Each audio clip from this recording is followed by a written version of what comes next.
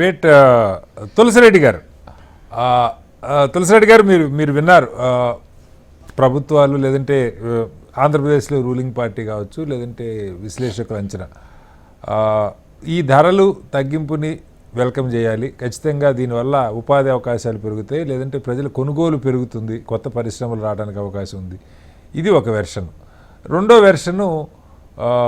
rationalization వల్ల confusion పోతుంది లంచాలు తగ్గుతాయి గతంలో బార్డర్లో సెక్యూరిటీ జేపీ గారు చెప్పినట్టు జేపీ గారు అయితే మొదట్లో లెక్కేసేవాళ్ళు ఒక రోజుకు వసూలు అయ్యే లంచం ఎంత ఒక్కొక్క లారీ చెక్ పోస్ట్ దాటిన దానికి వచ్చే లంచాలు లెక్కేస్తే కొన్ని వందల కోట్ల రోజుకి 30 ఏళ్ల క్రితమే 200-300 కోట్ల రోజుకి లంచం లెక్కలో కనపడేది 20 రూపాయలు లంచం ఇచ్చారనుకోండి అవన్నీ తగ్గినాయి చాలా వరకు అనుకుంటే బట్ ఈ రేషనలైజేషను ఇప్పుడు చేయటం ఓవరాల్గా బాగుందా ముఖ్యంగా రాష్ట్రాలకు జరిగే నష్టానికి సంబంధించి అది పూడ్చుకోగలుగుతారా లేదంటే కొంత కాంపెన్సేట్ చేస్తారా లేదా ఆదాయాలు పెరిగి ఆటోమేటిక్గా నష్టాలు పూడతాయి అనుకోవాలా ఎలా చూస్తుంది కాంగ్రెస్ ఇప్పుడు better late than never okay అనే యాంగిల్లో మనం వచ్చేసి దాన్ని స్వాగతించాల కనీసం ఇప్పటికైనా 8 సంవత్సరాల తర్వాత అయినా సరే మేము కాంగ్రెస్ పార్టీ మొదటి నుండి ఎస్పెషల్లీ రాహుల్ గాంధీ గారు జిఎస్టీ అంటే ఇది గబ్బర్ సింగ్ ట్యాక్స్ అని చెప్పేసి మొదటి చెప్తున్నాడు కానీ దాన్ని స్లాబ్లు ఎక్కువగా ఉన్నాయి సంక్లిష్టంగా ఉందని చెప్పేసి మొదటి చెప్తున్నాం ఇప్పటికైనా సరే ఒక నిర్ణయం తీసుకోవడం బెటర్ లేట్ దాన్ నెవర్ ఆ కోణంలో ఇక రెండవది ఓవరాల్ గా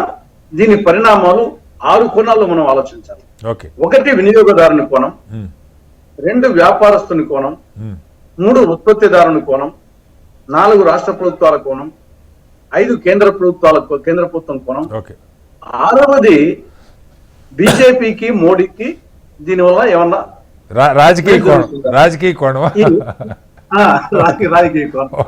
కరెక్ట్ రాజకీయ కోణం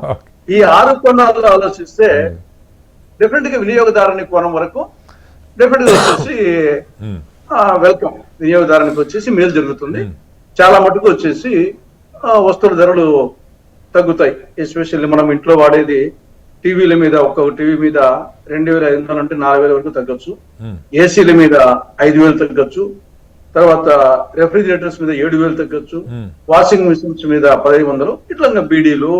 సినిమా టికెట్లు తర్వాత బ్యూటీ పార్లర్ వస్తువులు పాప్కార్న్ ఇట్లా ఐస్ క్రీము వాహనాలు ద్విచక్ర వాహనాలు 4 చక్రాల వాహనాలు ఆక్వా రంగం కూడా బెటర్ గా ఉంటుంది అని చెప్పేసి చాలా మటుకు వచ్చేసి తగ్గుతాయి అంతవరకు వినియోగదారుని ఆస్పెక్ట్ లో మనము ఉండొచ్చు పెరిగేటి వినియోగదారుని ఆస్పెక్ట్ లో ఇవి పెద్దగా అవి చెప్పుకోదగ్గ అంశాలేం ఇది ఐపీఎల్ టికెట్స్ పెంచడము తర్వాత స్విగ్గీ జొమాటో ఒకటి కొంచెం లెక్కేసుకోవాలి సార్ ఎందుకంటే సిటీస్ లో దాన్ని బాగా వాడుతున్నారు దాని మీద పెంచుతున్నారు అంటున్నారు మరి చూడాలి అది ఎలా ఉంటుందో ఎందుకంటే ఆన్లైన్ ఫుడ్ డెలివరీ యాప్స్ ఇవన్నీ ఉన్నాయి కదా కొన్ని అంటే అది కొంచెం ఇది వినియోగదారుని ఆస్పెక్ట్ లో ఓకే వెల్కమ్ రెండవది వ్యాపారస్తుని యాంగిల్ ఎట్లుంటుంది ఇప్పుడు వ్యాపారస్తుడు వచ్చేసి ఇప్పుడు ఈ రోజు 5వ తారీఖున 22వ తారీఖు వరకు పరిస్థితి ఏమిటి కొనరు వినియోగదారుడు వచ్చేసి తగ్గుతుందని చెప్పేసి పోయి కొనడు ఈ యొక్క వ్యాపారం ఈ యొక్క 15 రోజులు ఇది 2 రోజులు 3 రోజులు కాదు 15 రోజుల పాటు వచ్చేసి ఇది చాలా లాంగ్ డ్యూరేషన్ తర్వాత వ్యాపారస్తుడు ఆల్రెడీ వచ్చేసి సరుకు కొన్నింటి స్టాక్ పెట్టుకుంటాడు ఆల్రెడీ అతను వచ్చేసి గతంలో ఉన్న జిఎస్టీ బేస్ చేసుకుని అతను స్టాక్ పెట్టుకుంటాడు ఇప్పుడు రేపు వచ్చేసి 22 తర్వాత పాత జిఎస్టీ ఈ సరుకు అంత అని చెప్పేసి వ్యాపారస్తుడు అంటాడు లేదు వచ్చేసి మాకు కొత్త జిఎస్టీ ప్రకారం చెప్పేసి వినియోగదారుడు ఇది ఒక సంక్లిష్టమైన కొన్నాళ్ళ పాటు జరిగే అవకాశాలు ఉంటుంది రెండవది వ్యాపారస్తుని కొనంలో మూడవది ఉత్పత్తిదారుడు వచ్చేసి డెఫినెట్ గా వచ్చేసి ఇప్పుడు 1,000 రూపాయలు గతంలో ఉత్పత్తి చేసి దాని మీద 18% అన్నప్పుడు 180 జిఎస్టీ అన్నప్పుడు 1180 గతంలో వినియోగదారునికి వచ్చేది ఇప్పుడు ఉత్పత్తిదారుడు దీన్ని బేస్ చేసుకొని 1000ని ఒకేసారి 1,100 చేశాడు అనుకోండి అంటే 1,050 చేసి దాని మీద 5% అన్నప్పుడు అది ఒక అవకాశం ఉంది ఉత్పత్తిదారుడు ఉత్పత్తిదారులకు పోటీతత్వం ఉంటుంది కాబట్టి అంత ఈజీ కాదనుకో నాలుగవది రాష్ట్రాలకు సంబంధించి డెఫినెట్ గా ఇప్పుడు వచ్చే వర్షం ప్రకారంగా 15% ప్రస్తుతానికి కొన్నాళ్ళ పాటు 15% తగ్గొచ్చు మళ్ళా దాన్ని రీకూప్ కావచ్చు అనేది యాంగిల్ ఉంది మరి అది 15% అవుతుందా మళ్ళా ఎన్నాళ్ళకు రీకూప్ అవుతుంది అనేది